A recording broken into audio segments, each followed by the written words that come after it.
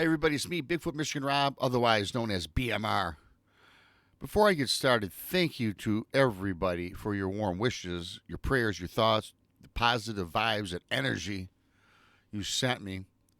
Most of you know I was out of power for a few days.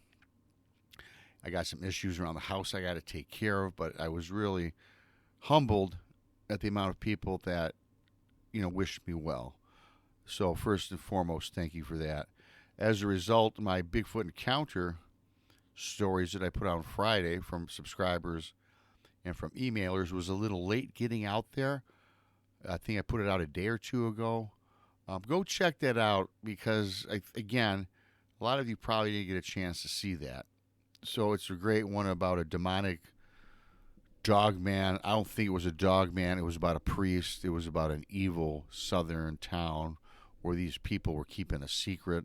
If you didn't see that, go check it out. It's awesome. Also, with that being said, you guys also like last week, beginning of last week, or maybe it was 2 weeks ago, I started doing the original or the classic Bigfoot encounters dating back from the 1200s, 1400s, 1800s. And you guys, I did the Deadly Bauman encounter. You guys loved that. And you said, hey, Rob, yeah, we really would like you to put out more of the originals, the classics. And you know what? And we should. Because, again, as I stated before, a lot of us are just kept up in the now. We're all the now, the now. Well, I think that we got to report on the classics. I read 7 or 8 articles, and I just got all the data together. A lot of you guys might have heard of the abduction of Albert Ostman. Excuse me. Fantastic story. And I'm going to present that today for you guys as another. It's going to be part of what I'm going to be doing, the originals. And again, YouTube has something called a super thanks for all the videos. If anybody wants to check that out, it is available. And if YouTube makes something available where people can throw a couple bucks, I'm going to promote it, of course. But as I always say, just share me out and help my channel grow. I'm looking to get to 2,000 subscribers by March. Help me do that. I'm about 140 away. I'd appreciate your help in that. So, with that being said, let's get on with this story. The abduction of Albert Ostman, British Columbia. This takes place outside of the Tibet Inlet, 1924. Albert Ostman, a Swedish-Canadian logger, claims not only to have had an encounter with a Sasquatch, but also stakes claim into being abducted by the powerful beast. While prospecting at the inlet for approximately 6 to 7 days is when it all began in one of the most popular Sasquatch stories to date. The Toba Inlet is a beautiful part of British Columbia, surrounded by lush forest and lined by the Coast Mountain Range, which starts in Vancouver and sweeps north along the British Columbia coast through Alaska. The mountain range is the tallest in all of North America and is very heavily glaciated as well.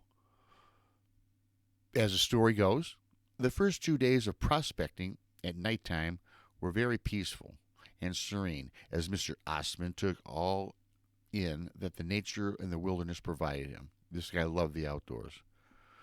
Ostman's campsite was minimal. A small tent and sleeping bag that was filled with his tools, trinkets, several cans of snuff, which snuff is tobacco, enough dried food to last approximately 1 week's stay, as well as a small carbine rifle. It does seem a bit odd to store all these supplies in a sleeping bag, but given that Albert was a slight man, it would be later proved to be beneficial as this story unfolds.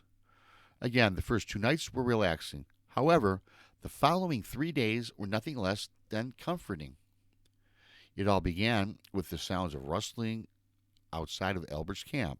At first, Ostman believed this to be that of smaller animals, perhaps raccoons or porcupines, that were in abundance at this location. Then he realized at the end of the 3rd night that something with very heavy and bipedal footfall was circling his tent. Realizing this was not a bear, Albert snugged tightly inside his sleeping bag with all of his accessories laying at the bottom of his bag, with the exception of his small carbine rifle alongside him. Ostman fell off to sleep. Not long after drifting to sleep, Albert was awakened by something reaching inside his tent and began to drag Ostman out with relative ease.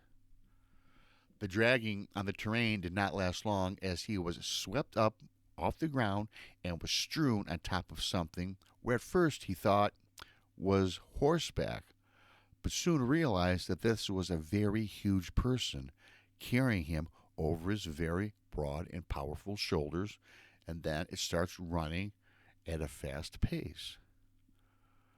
Mr. Ostman tried to reach for the small carbine, but the angle of which he was being carried was jamming it up inside his rib cage, making it impossible to reach. The carbine, that is. Then a moment of terror overtook him. He now realized that the pattern in which he was traveling on these shoulders began to angle upwards. He was being taken up into the mountains, Ostman recalls, being carried between 3 to 4 hours, and had to wonder just what or who had this perverse strength to navigate about the mountainside with him atop. Soon that wonder would be revealed. He was placed down in a valley up in the mountain. It was still dark, and he could hear the chattering of some sort of communication taking place around him. As the day's light started to formulate from the mountain range, Albert Ostman finally could see his captors. There was 4 of them, very tall and wide, and covered from head to toe in hair. The strange human-like beings appeared to be a family. There was an older male and female, along with a younger male and female. They inquisitively kept their distance of several feet, with the 2 older Sasquatch continuing the chatter between them, while the 2 younger ones were much less interested. Oddly enough, Albert did not feel threatened during this time, but also felt that he could not leave either. Albert guessed he was there 7 days, and a pattern started to formulate as he tries to plan and plot his escape. During the morning hours, the 2 younger Sasquatch would leave camp, while the 2 older Bigfoot stayed behind, continuing their chatter amongst themselves. Each day, the older male would get closer and closer to Albert, while he prepared coffee and ate some of his dried food that he had left over. The male Sasquatch was particularly interested in the snuff. Again, that's tobacco for those that don't know, that Mr. Ostman pinched after every meal. Then Albert had his chance. The last day of his captivity, the older Sasquatch was now within arm's length of Ostman while he was just done brewing his coffee. Albert reached down and offered the can of tobacco to the male Sasquatch. The beast engulfed the entirety of the can into his mouth and swallowed it down. Appearing to get sick, the Sasquatch then reached for the coffee pot in an effort to soothe what he had just consumed. So really quickly, you guys, that tells me these are intelligent things. Ate this snuff, felt nasty. He knew that Albert was drinking something, so the Sasquatch is not trying to soothe his throat, but now he finds something else out about this coffee as it's so hot. This appeared to backfire as the intense heat of the coffee that was being drunk caused the Sasquatch or this being to scream and run out of the campsite. With only the older female left, without haste, Albert Ostman fled the camp and was not followed by the female, nor did an ensuing hunt for the escaped prisoner of the tribe ensue. Later in 1957, Albert Ostman reported this account to the local newspaper. Certainly, there are many questions surrounding this encounter of its authenticity. Many researchers believe it to be true regarding the way the Sasquatch behaved, while we also have our skeptics as well. Regardless, this encounter is one of the most spoken about tales when it comes to a Sasquatch. If it was not real, why is it referred to so often? Is it perhaps it's just a good tale? That, my friends, is food for thought. I don't know what you think. Please leave a comment. Do you think this happened? Do you think Albert Ostman was dragged out of his camp in his sleeping bag, taken up a mountainside, was camping, was literally in a Sasquatch camp inside the mountains in this cove or inside this field,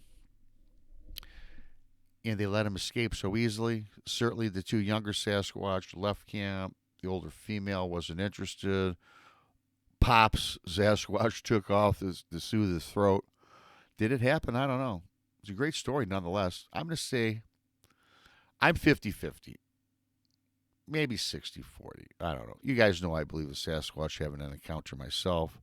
With that being said, I'm going to continue with these originals. Wait for one next week. Now I'm just looking at my computer, and of course we have no snow, more freezing rain coming in. Hopefully I can keep my power. Hopefully I entertained you today. Again, check out my last encounter story about the dog man after this one. I do appreciate it. Again, the super thanks is now open and available. I appreciate each and every single one of you. Thank you. Please subscribe, share me out, and enjoy the rest of your week. BMR is out.